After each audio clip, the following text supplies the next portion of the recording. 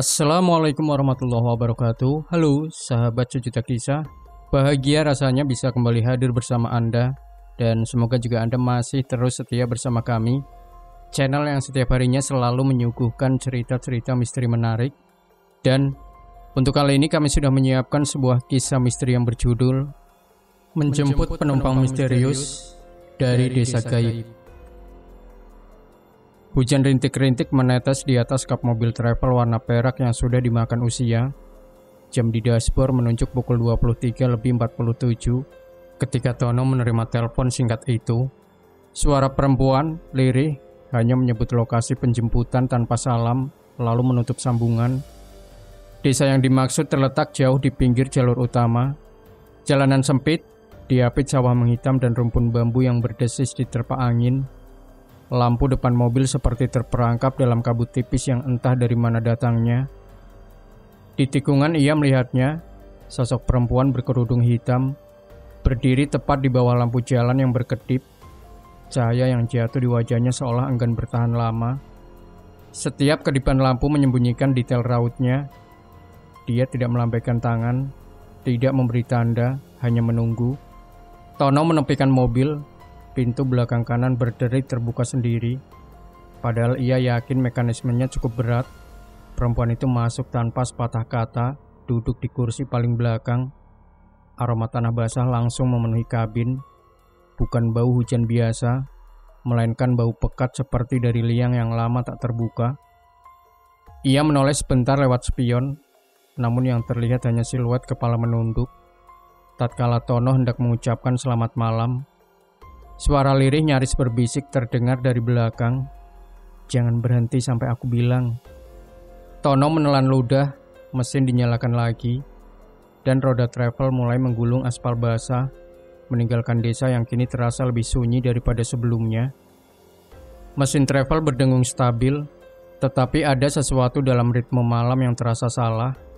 Tono mencoba menenangkan diri dengan memutar radio, namun hanya suara statis yang muncul, seperti bisikan bercampur desir angin dari tempat yang jauh. Sesekali matanya melirik ke spion tengah. Siluet perempuan berkerudung itu tetap sama, kepala sedikit menunduk, tangan terlipat di pangkuan, tak bergerak. Bahkan saat mobil menghantam lubang jalan yang cukup dalam, tubuhnya tidak berguncang sedikit pun. Di luar, hutan bambu memanjang seperti dinding tak berujung. Batang-batangnya selalu beradu, menimbulkan bunyi ketukan yang aneh, seirama dengan detak jantung Tono yang mulai cepat. Bau tanah basah makin pekat, menusuk hingga ke tenggorokan. Tono mengusap tengkuknya. Udara di dalam kabin terasa dingin, tidak seperti udara malam biasa. Dingin ini merayap, membawa rasa berat di pundak. Tiba-tiba lampu interior mobil meredup, lalu kembali menyala. Dalam sepersekian detik redup itu, ia melihat sesuatu di spion.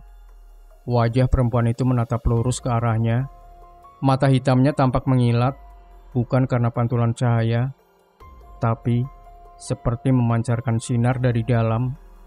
Saat lampu kembali terang, kepala itu sudah menunduk lagi seperti sebelumnya. Tono menelan ludah, tangannya mencengkram setir lebih erat. Ia mulai berpikir untuk berbicara, sekadar memecah keheningan. Namun, sebelum sempat membuka mulut, suara berat dari kursi sebelah, penumpang pria yang tadinya tertidur berkata pelan, "Mas, jangan lihat ke belakang terlalu sering. Kadang yang kita lihat bisa ikut pulang." Mobil terus melaju, dan jalur aspal mulai berganti menjadi beton sempit yang retak-retak. Hutan di kiri kanan terasa semakin rapat, seolah menutup setiap kemungkinan untuk berbalik arah. Tono menatap layar GPS di dashboard. Garis biru, rute yang tadi jelas memanjang ke arah jalan raya kini berputar-putar, membawa mereka ke jalur yang aneh. Ikon mobil kecil itu bergerak di atas peta yang hampir kosong, seolah GPS-nya memetakan daerah yang tak pernah terekam. Aspal berganti batu-batu licin. Di kiri kanan, pepohonan tumbuh semakin rapat, dahan-dahannya menjulur seperti tangan yang mencoba meraih kendaraan. Lampu depan menembus kabut tipis yang kian tebal. Tapi di balik kabut itu, warna gelap terasa berbeda, lebih pekat daripada malam biasa. Penumpang pria di kursi depan mengernyit, mencoba bercanda untuk mengusir tegang. Mas, ini jalannya kemana? Kok kayak muter-muter?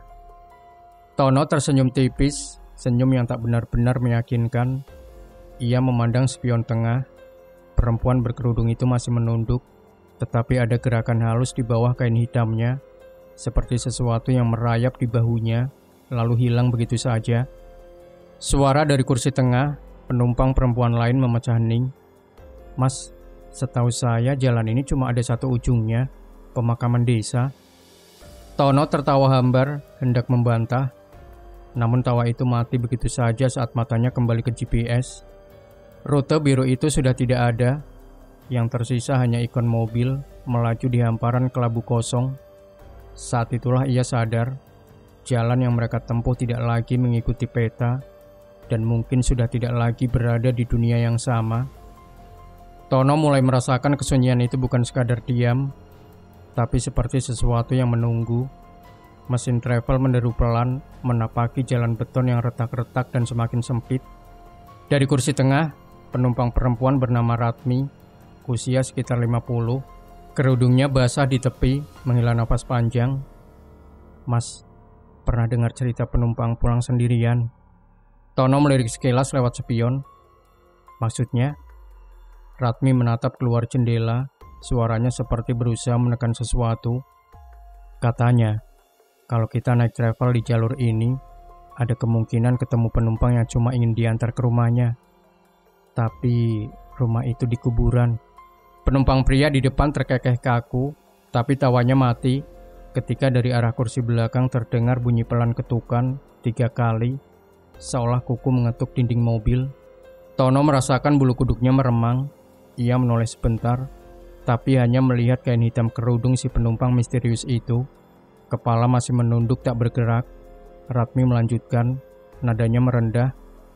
Kalau sampai dia minta berhenti di bawah pohon beringin, jangan turuti. Itu titik terakhir sebelum kita nggak bisa balik. Tiba-tiba, GPS di dashboard menyala kembali. Bukan menunjukkan peta, melainkan layar hitam dengan satu ikon titik merah yang terus berkedip. Dan setiap kedipan itu terdengar bersamaan dengan bunyi duk pelan dari kursi belakang. Tono menggenggam setir lebih erat. Ia tidak tahu mana yang lebih mengganggu, cerita Ratmi atau kenyataan bahwa penumpang di kursi belakang kini perlahan mengangkat kepalanya. Tono menginjak pedal gas pelan, mencoba menjaga kecepatan meski jalan yang mereka lalui semakin tak masuk akal. Di kiri kanan, pohon bambu berganti menjadi deretan pohon tinggi berkulit hitam. Cabangnya terpuntir seperti urat-urat raksasa. Angin berhenti sama sekali.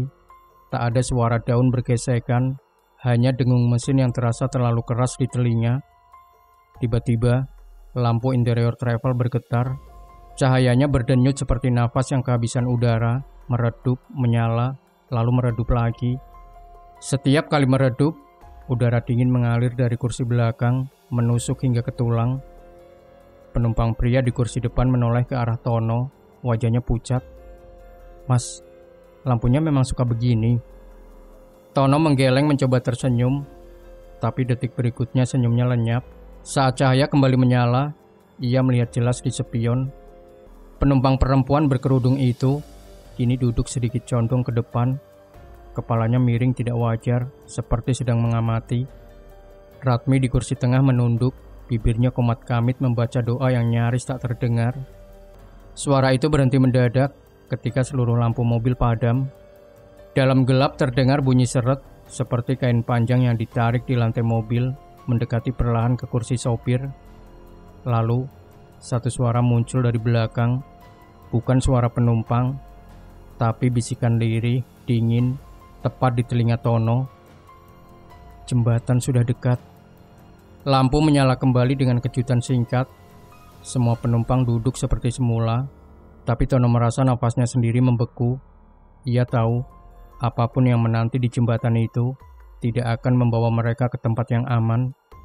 Tono menurunkan kecepatan saat ujung jembatan tua itu mulai terlihat. Rangka besi berkarat dengan papan kayu yang tampak rapuh di bawah remang lampu. Di bawahnya sungai hitam mengalir pelan, memantulkan cahaya seperti permukaan minyak. Angin lembab menyapu masuk lewat celah kaca, membawa aroma anyir yang menusuk. Lampu interior kembali meredup, kali ini lebih lama. Saat cahaya memudar, Tono merasakan sesuatu, tekanan di kursi belakang, seperti ada yang bergeser maju mendekatinya. Suara itu datang begitu dekat, seolah keluar dari dalam kursinya sendiri. Pelan saja, jangan lihat ke air. Bulu kuduk Tono berdiri, ia mencoba melirik spion tanpa menggerakkan kepala terlalu banyak, tapi justru menangkap pantulan aneh. Perempuan berkerudung itu kini duduk di kursi tengah, padahal ia tak pernah mendengar atau merasakan pintu terbuka. Penumpang pria di depan tiba-tiba menarik napas panjang, menatap lurus ke jalan. "Mas, kenapa airnya bergerak ke atas?" Tono refleks menoleh. Benar saja, permukaan sungai di bawah jembatan bergolak, tapi pusaran air itu berputar melawan arus, lalu mulai membentuk sesuatu, mirip wajah manusia yang perlahan menengadah. Ratmi meraih tasbihnya, suaranya nyaris bergetar. "Mas, jangan berhenti, apapun yang terjadi." Ban mobil menginjak papan kayu jembatan yang berderit panjang. Suara bisikan dari kursi belakang semakin jelas. Kini seperti terdiri dari banyak suara, saling tumpang tindih, memanggil nama Tono berulang-ulang. Saat roda depan hampir menyentuh tanah di sisi lain jembatan, lampu mobil padam total. Dalam gelap itu Raka merasa telapak tangan dingin menyentuh bahunya dari belakang, dan tangan itu terasa terlalu panjang. Kabut mulai menipis ketika dari kejauhan muncul cahaya kuning temaram, lampu bohlam tua yang tergantung di depan sebuah warung kopi kecil. Tono merasakan instingnya berteriak agar terus melaju, namun tangannya justru berbelok ke halaman tanah di depan warung, seperti dituntun oleh sesuatu yang tak kasat mata. Warung itu sepi, satu meja kayu lapuk, dua kursi plastik, dan rak berdebu penuh botol minuman yang sudah berubah warna. Dari balik tirai lusuh, seorang pria tua muncul. Wajahnya pucat, matanya cekung, dan tangannya gemetar saat menuang kopi. "Malam, Mas. Jauh perjalanannya." Suara serak itu nyaris tertelan angin yang berhenti di batas halaman. Tono mengangguk, mencoba tersenyum. Ratmi dan penumpang pria turun sebentar untuk meregangkan kaki, tapi perempuan berkerudung tetap di kursi belakang, kepalanya menoleh ke arah warung, meski tirai kaca travel menutup pandangannya. Pria tua itu mendekat, menaruh secangkir kopi di meja. Ia mencondongkan tubuh, berbisik sangat pelan namun tegas. "Jangan antar dia sampai ujung. Kalau sampai beringin besar, kau tak akan kembali." Tono tercekat. "Maksudnya, Pak?" Tapi sebelum sempat bertanya lebih jauh, lampu bohlam di atas warung berkedip 3 kali, lalu mati total. Saat nyala kembali, pria tua itu sudah tidak ada. Ratmi dan penumpang pria kembali tergesa-gesa.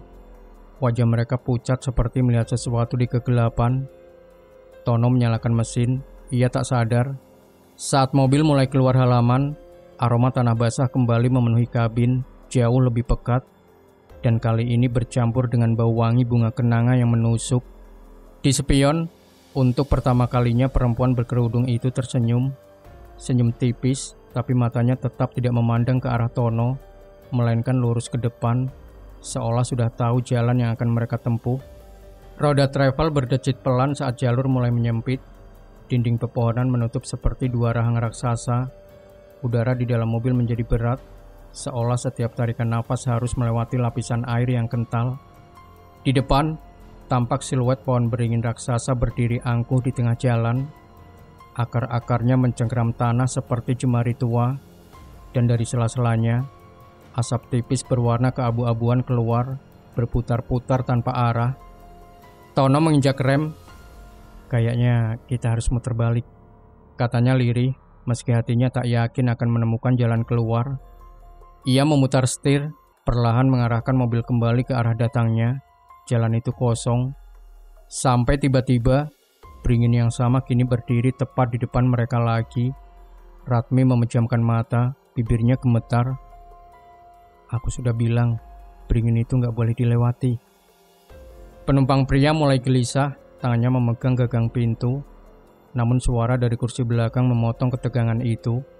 Suara perempuan berkerudung, jelas untuk pertama kalinya sejak perjalanan dimulai. "Sebentar lagi sampai."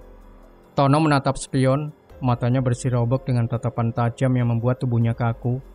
Entah kenapa meski wajah itu tersenyum, bibirnya tak bergerak. Suara tadi terasa seperti langsung muncul di kepalanya. Ia memutuskan untuk mencoba satu putaran lagi, berharap lingkaran itu patah. Namun setiap kali berbelok, setiap tikungan yang ditempuh, ujungnya selalu kembali ke beringin itu. Dan setiap kali kembali, kabut di sekitar semakin pekat, menelan cahaya lampu depan sedikit demi sedikit. Kali terakhir mereka sampai di hadapan beringin, Tono baru sadar sesuatu. Di akar pohon itu ada bekas ban mobil lain, tapi bekasnya berlapis dan saling menindih. Seperti ratusan mobil pernah berhenti di titik yang sama dan tak pernah pergi. Tono menyalakan lampu jauh, mencoba menembus kabut pekat yang seolah menempel di kaca depan. Cahaya hanya memantul balik, menelan pandangan ke depan menjadi dinding abu kusam. Ban mobil berderak pelan di atas batu-batu. Suara gesekannya terdengar terlalu keras di telinga. Dari sudut matanya ia melihat gerakan, bukan dari dalam kabin, dari luar di tepi jalan. Bayangan tinggi berdiri di antara pepohonan, memelototi mobil yang lewat. Saat cahaya lampu menyentuhnya, bayangan itu lenyap, tapi aroma sangit seperti rambut terbakar menusuk lewat celah ventilasi. Ratmi menegakkan tubuh, matanya terpaku ke kaca sebelah kiri. "Mas, itu." Tono mengikuti arah pandangnya, dan jantungnya seperti diperas di kegelapan. Sepasang mata merah menyala, lurus memandang ke dalam mobil. Tingginya hampir setara dengan atap travel, tidak berkedip, hanya mengikuti laju kendaraan. Penumpang pria meraih saku celananya, tangannya bergetar. Entah hendak mengambil sesuatu atau sekadar mencari pegangan. "Kok dia ikut kita?" Gumamnya nyaris tak terdengar. Tono menginjak gas, tapi jalan justru terasa semakin berat, seperti roda menghantam lumpur tak kasat mata. Tatapan mata merah itu kini berpindah ke depan mobil, menunggu mereka di tengah jalan, meski tidak ada suara langkah sama sekali. Lampu interior kembali redup, dan saat itu terjadi, suara napas berat terdengar di dalam kabin, bukan dari salah satu penumpang, tapi dari kursi belakang, tepat di belakang kepala Tono. Perempuan berkerudung itu akhirnya berbicara lagi. Nadanya datar tanpa jeda. "Jangan berhenti. Kalau dia sempat masuk, tak ada yang bisa keluar." Travel terus melaju, namun perasaan Tono seolah mobil itu sendiri mulai menyimpan rahasia. Setiap kali melintasi tikungan, suara besi berderit terdengar di bawah kursi, bukan dari suspensi, tapi seperti ada benda yang terhimpit dan memaksa keluar. Saat mobil melambat karena jalan yang makin sempit, Ratmi membungkuk ke bawah kursinya. Tangannya meraba-raba, lalu menarik sebuah benda tipis yang terbungkus kain lusuh berwarna coklat tanah. Bau lembab dan apek langsung menyembur keluar.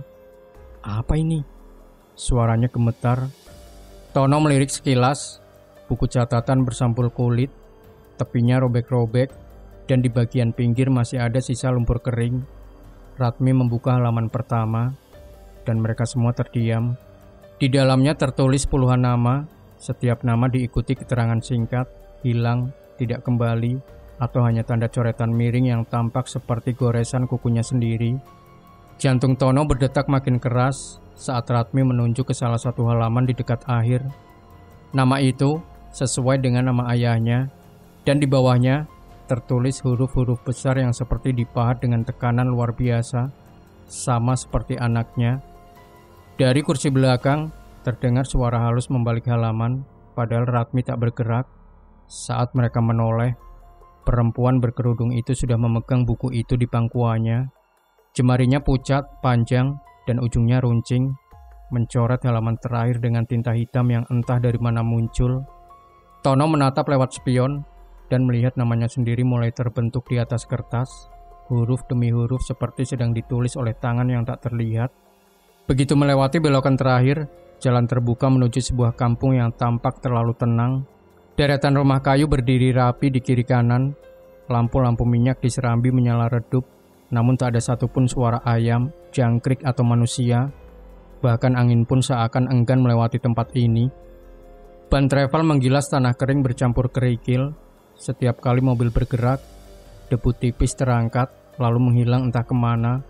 tak terbawa angin, hanya lenyap. Tono melambatkan laju, matanya menyapu sekitar. Di salah satu rumah, daun pintu terbuka sedikit. Dari celahnya, ia melihat bayangan tubuh berdiri kaku, namun tanpa gerakan dada tanda bernapas. Penumpang pria di depan menelan ludah. "Mas, ini kayak kampung mati." Ratmi mencengkram tasbihnya erat. "Bukan mati, mereka menunggu." Perempuan berkerudung di kursi belakang sedikit mengangkat kepalanya. Walau masih tak menampakkan wajah dengan jelas, ia berucap pelan, suara seperti keluar dari lubang yang dalam. "Sudah dekat." Mobil melewati satu persimpangan kecil. Di setiap jendela rumah yang mereka lewati, wajah-wajah pucat mengintip, mata mereka kosong, kulit seperti lilin, dan tidak satupun bergerak saat mobil lewat, hanya mengikuti dengan tatapan. Saat Tono hendak mempercepat laju, tiba-tiba mesin berderak berat, seperti tersedak, lampu depan berkedip sekali, dan di jalan, di depan muncul barisan batu nisan kecil berlumut, seakan jalan itu perlahan merubah menjadi lorong pemakaman. Tono memacu travel pelan, menapaki jalan tanah yang kini semakin dipenuhi batu nisan kecil di tepi kiri kanan. Meski rumah-rumah kayu masih berdiri, bentuknya seperti membungkuk ke arah jalan, seakan mengintip dari balik bayangan diri sendiri. Dari balik jendela pertama, seorang perempuan tua tampak berdiri kaku. Wajahnya pucat seperti kapur, bibirnya hitam, matanya kosong menatap tepat ke arah Tono. Tidak ada kedipan, tidak ada gerakan. Di rumah berikutnya, 3 anak kecil duduk di lantai berdebu, saling berpegangan tangan. Kulit mereka pucat, transparan, urat-urat kebiruan berdenyut pelan di bawah permukaan. Salah satu dari mereka mengangkat tangan, bukan melambai, tetapi menunjuk lurus ke kursi belakang mobil. Ratmi menunduk dalam, tasbihnya berputar cepat di antara cemari. Penumpang pria di depan mulai berkeringat, meski udara sedingin sumur tua. "Mas, mereka ngikutin kita," bisiknya. Benar saja, Raka melirik kaca spion samping. Wajah-wajah pucat itu kini berdiri di depan rumah-rumah mereka, memutar kepala perlahan, mengikuti mobil yang lewat. Ada suara gesekan halus, dan Tono sadar itu bukan angin, melainkan kuku-kuku panjang yang menggores papan rumah. Di ujung jalan, berdiri gerbang kayu usang, catnya mengelupas, dan di atasnya tergantung papan bertuliskan sesuatu yang nyaris pudar. Dalam cahaya lampu depan, huruf-hurufnya terbaca, "Selamat datang kembali." Perempuan berkerudung itu sedikit mengangkat wajahnya, senyumnya makin lebar, dan untuk pertama kalinya matanya terlihat jelas, hitam pekat tanpa cahaya, bagaikan sumur yang tak berujung. Jalan kampung itu berakhir di depan sebuah rumah kayu tua yang tampak seperti lahir dari mimpi buruk. Papan-papan dindingnya dimakan rayap, catnya terkelupas, dan di sepanjang berandanya tergantung anyaman janur kering bercampur bunga kenangan layu, hiasan yang lebih mirip sesaji pemakaman daripada sambutan. Di halaman tanah berwarna lebih gelap, seperti baru saja digali dan ditimbun kembali. Pohon kamboja berdiri sendirian di sudut, bunganya berguguran ke tanah yang basah tanpa hujan. Tono mematikan mesin, meski ia merasa tak mengingat kapan tangannya menyentuh kunci. Udara di sekeliling menebal, setiap napas seperti menelan kabut dingin yang mengandung rasa logam. Perempuan berkerudung itu perlahan membuka pintu sendiri. Engselnya tidak berdecit, namun suara sekitarnya lenyap begitu ia melangkah turun. Ratmi menunduk, menutup wajahnya dengan kerudung. Penumpang pria mencengkram gagang kursi seperti memohon kekuatan agar tak ikut keluar. Tono menatap halaman rumah itu, dan tiba-tiba matanya menangkap sesuatu. Di bawah rumah panggung, di antara tiang-tiang penyangga, ada deretan kursi mobil yang sudah berkarat, sebagian masih terikat sabuk pengamannya. Di satu kursi, ia melihat bekas noda gelap yang tak mungkin salah ia kenali. Perempuan itu berhenti di tangga rumah, memandang Tono dari balik kain hitamnya. Senyumnya tenang, tetapi suaranya pelan, nyaris bersenandung, membawa beban yang membuat tulang belakang Tono terasa kaku. "Ayahmu pernah berhenti di sini, tapi dia pergi sendiri. Kau tak akan seberuntung itu." Dari balik pintu rumah, cahaya temara menyorot keluar, memperlihatkan bayangan tangan-tangan pucat yang menggapai. seakan menunggu menyambut. Tono kembali ke kursi supir, berusaha menyalakan mesin. Suara starter terdengar seret, seperti ditarik dari tempat yang sangat jauh. Saat mesin akhirnya menyala, kabut mulai merambat dari luar. Tidak hanya memenuhi jalan, tetapi merayap masuk lewat celah pintu dan ventilasi AC. Kabut itu dingin, beraroma campuran tanah basah dan bunga kenanga layu, membuat tenggorokan terasa perih. Pandangan di dalam kabin mulai kabur. Penumpang pria di depan mengusap kaca, tapi uap putih justru menempel di telapak tangannya, seolah kabut itu menyentuh balik. Tono mencoba menyalakan wiper, namun sapuan karet itu hanya meninggalkan jejak basah, seperti noda jari panjang yang menggores kaca dari luar. Ratmi mulai membaca doa keras-keras. Suaranya nyaring, tapi teredam, seakan udara sendiri menolak mengantarkan suara. Dari kursi belakang, perempuan berkerudung itu berbicara lirih, tapi setiap kata bergema aneh, seperti diucapkan di ruangan yang tak berbatas. Kalau kabut sudah masuk, berarti rumahnya juga sudah masuk ke sini. Kabut semakin tebal, menelan garis antara luar dan dalam. Tono menatap kaca spion dan mendapati pantulan rumah kayu tua tadi kini berdiri di dalam kabin, tepat di belakang kursi penumpang. Dari jendelanya tangan-tangan pucat mulai meraba, mencari jalan keluar atau jalan masuk. Jantungnya berdetak seperti palu. Ia menekan pedal gas keras-keras, berharap melesat keluar dari kabut. Tapi yang terdengar hanyalah suara gemeretak papan rumah itu, seolah terikat pada mobil dan ikut terbawa kemanapun ia pergi. Tono mencoba membalikan mobil, tapi kedua tangannya justru bergerak sendiri, memutar setir lurus ke arah rumah itu. Napasnya tersengal, matanya berkedip cepat, namun seluruh tubuhnya seperti diikat oleh perintah tak terdengar. Perempuan berkerudung turun lebih dulu, melangkah ke halaman tanah gelap. Setiap pijakan kakinya meninggalkan bekas yang langsung dipenuhi genangan air hitam. Meski tanah kering, ia berdiri di dasar tangga rumah, membalikkan tubuh perlahan dan mengangkat tangannya memanggil. Ratmi menekan punggung Tono, membisikkan doa di telinganya, tapi suaranya hilang ditelan dengung rendah dari arah rumah. Dengung itu bukan suara mesin, bukan suara alam, tapi paduan suara yang terdiri dari ratusan napas, menyebutkan nama yang sama, Tono, Tono, Tono. Pintu rumah terbuka sendiri, cahaya kuning pucat memancar keluar. Di ambang pintu terlihat 3 sosok berdiri sejajar, tinggi, kurus, dengan wajah ditutupi kain putih yang menempel pada kulit. Di tangan mereka tergenggam lilin. Api menyala tanpa bergetar, seolah udara di sekitar berhenti. Perempuan berkerudung berbalik menghadap mereka, lalu mengangguk sekali. Sosok-sosok itu mulai turun tangga. Lilin di tangan mereka tetap tegak. Apinya tak padam meski hawa dingin menusuk. Tono sadar ia sudah keluar dari mobil tanpa ingat bagaimana kakinya bergerak. Setiap langkah maju terasa seperti diseret. Telapak kakinya berat, namun tubuhnya terus mengikuti arah tatapan perempuan itu. Di depan mereka, tanah yang lebih gelap tiba-tiba retak, dan dari celahnya muncul asap tipis bercampur aroma bunga kenanga segar. Salah satu sosok lilin itu menancapkan lilinnya di tanah retak, dan suara dengung mendadak berhenti, berganti dengan sunyi yang terlalu penuh. Seakan semua suara dunia tersedot habis. Perempuan itu mendekat, wajahnya nyaris sejajar dengan Tono. Bibirnya bergerak, tapi bukan udara yang keluar, melainkan hembusan kabut yang membentuk kata-kata. Sisa perjalanan tidak bisa kau tolak. Di kejauhan, gong kecil berdentang sekali. Udara di halaman rumah itu semakin dingin, menusuk seperti logam beku yang menempel di kulit. Kabut masih mengekang pandangan, dan dengung rendah dari dalam rumah terdengar seperti napas tanah itu sendiri. Perempuan berkerudung berdiri tegak di depan Tono. Jarak mereka hanya setengah langkah. Dari dekat, wajahnya mulai tampak jelas. Kulit pucat kelabu, seperti tanah liat basah, dan mata hitam yang dalamnya tak bisa diukur. Ia mulai berbicara, namun suara yang keluar terdengar berlapis. Nada lirihnya bercampur gema berat, seperti suara orang lain yang ikut berbicara bersamanya.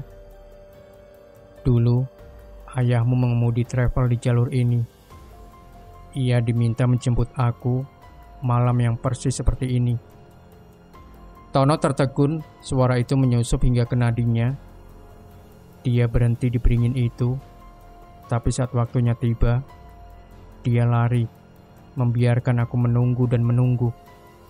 Kilasan aneh menyeruak di kepala Tono, bayangan kabin mobil tua, wajah seorang sopir yang tak pernah ia temui, matanya penuh ketakutan. Di kursi belakang perempuan ini duduk sendiri, menatap keluar jendela, menunggu. Penungguan yang tak selesai harus dibayar. Aku sudah mencari darahnya sejak malam itu, dan sekarang kau membawanya ke sini. Tono menelan ludah. Aku tak tahu apa-apa. Senyumnya melebar sedikit, namun tak ada kehangatan di sana. Tidak semua utang harus dibayar oleh yang membuatnya. Kadang utang itu melekat pada darahnya, dan darahmu cukup. Tiba-tiba, dari balik rumah terdengar derap kaki banyak orang mendekat, tapi bukan langkah ringan manusia, melainkan hentakan berat seperti tulang yang patah dipaksa berjalan. Ratmi dan penumpang pria mundur ketakutan, tubuh mereka bergetar hebat. Perempuan itu mengelurkan tangannya ke arah Tono, jemarinya dingin, panjang, dan ketika menyentuh pergelangan tangannya, sesuatu berdenyut di bawah kulit, bukan nadi, tetapi rasa hampa yang mengisap hangat dari tubuhnya. Malam ini, perjalananmu berakhir di sini. Sisanya akan kuteruskan. Udara di halaman itu semakin berat, seolah malam menekan dari segala arah. Raka kembali duduk di kursi sopir.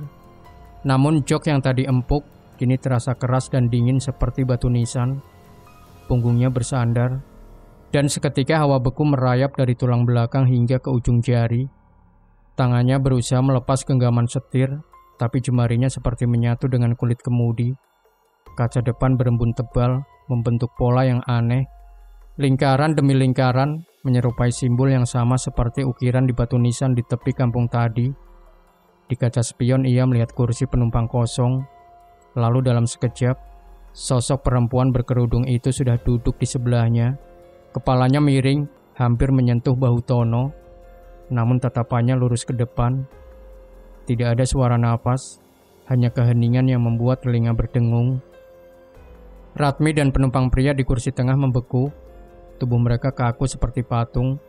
Dari sudut matanya Tono melihat jemari Ratmi bergetar hebat, tapi bibirnya terkunci rapat, seolah ada sesuatu yang menahan kata-kata di tenggorokannya. Perempuan itu mulai berbicara, suara lirih namun menusuk ke dalam kepala. Kursi ini pernah membawaku ke kematian.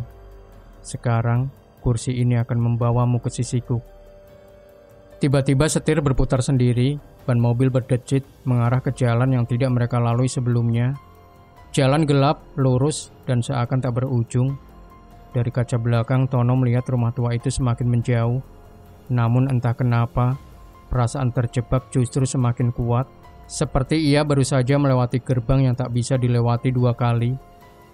Asap kabut menipis, menampakkan persimpangan yang tak pernah Tono lihat sebelumnya. Dua jalur membentang di hadapannya. Di sisi kiri, jalan itu diterangi cahaya keemasan yang lembut.